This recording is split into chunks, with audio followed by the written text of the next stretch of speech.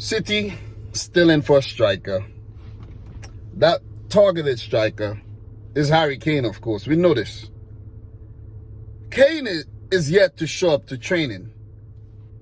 He is yet to show up for training. The Community Shield is tomorrow. The league starts next Friday. Today's Friday.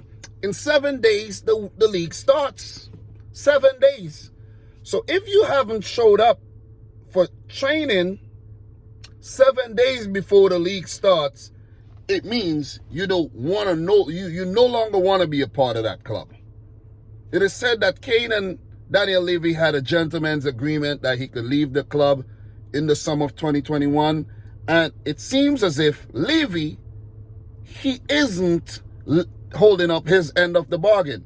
Because from what we know, Man City have made an official bid for Harry Kane. I think that bid was £100 million as well, with players put into the deal, and Spurs rejected the bid, which means that they want more for Harry Kane. And that's understandable. That's your best player. That's a gem. Highest goal scorer last season. Highest assist getter. He's very valuable to the club, to England, and to any club he could potentially go to. He's a valuable player.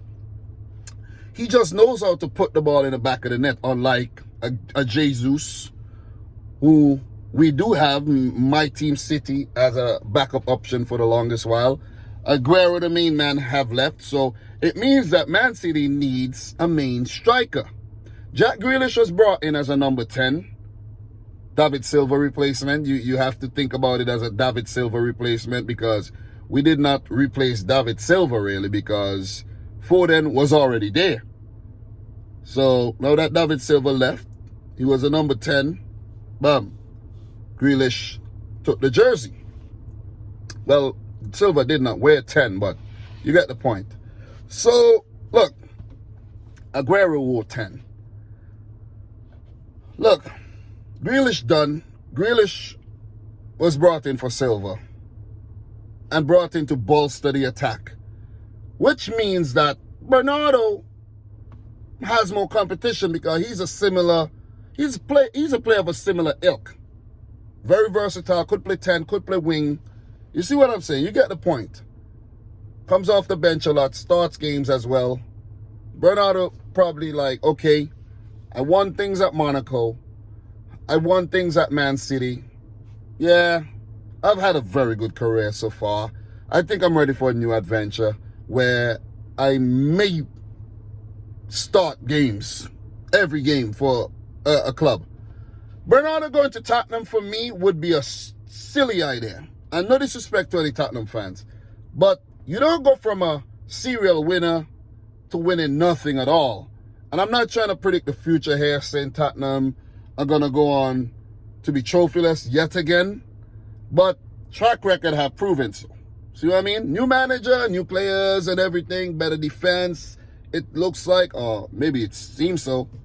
But few players could be leaving. Bernardo, for sure, has been confirmed by Pep in the last 24 hours. Pep also said that 2 or 3 other players could leave. Well, let's say Bernardo plus 2 more players have expressed their desire to leave the club. Look, after a while, things get stale. You want to move on. You want a new challenge. You don't just want to be doing the same thing all the time. Right? You've been satisfied. That niche has been filled. You have a couple, 1 or 2 or 3 Premier League titles under your belt already, and you say, okay, all right, hasta la vista. All the best to the club, but I'm moving on. Bernardo, said player. Could he be included in the Kane deal? Yeah, but as I said, that would be a pretty silly move by Bernardo. Tottenham are not budging. Pep said City wants Kane. Price won't be the problem.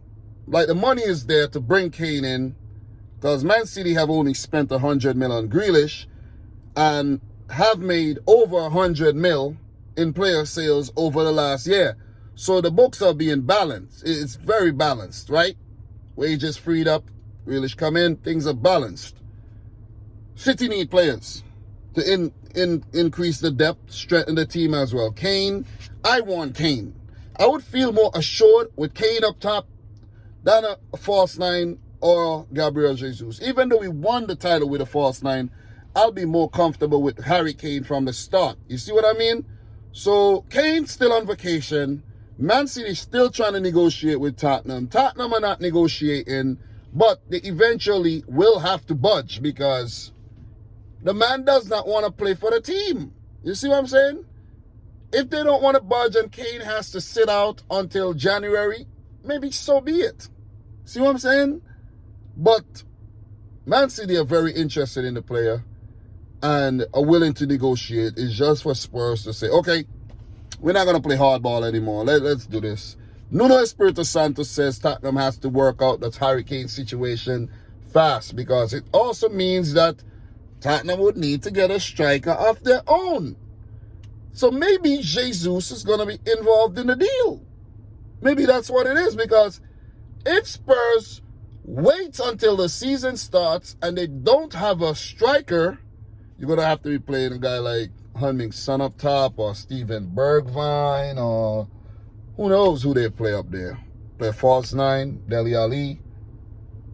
But this thing needs to be sorted out. And it needs to be sorted out very, very fast. Because there's only, what?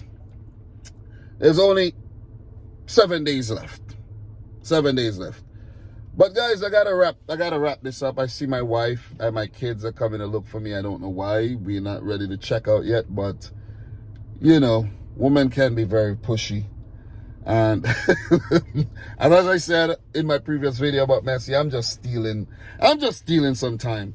So as the Harry Kane situation develops, I'll come back to talk about it some more. I should have been talking about this a lot more, but I was busy covering tournaments during the summer, man. You know what I mean? So let me know your thoughts on the Grealish signing. Let me know if you think Harry Kane would sign to Man City within the next week. It has to be done very fast. And, you know, Tottenham needs a player as well. So it has to be wrapped up. Messi, I don't think that is happening. I think City are looking to bring Kane in and defend their title. Maybe win a Champions League. Maybe go one step better than we did last season. So, guys, these are my thoughts. Let me know yours. Subscribe if you're new. Like the video if you like it. And for your boy, Dominic Rich. Until next time. Peace out. Rich Squad.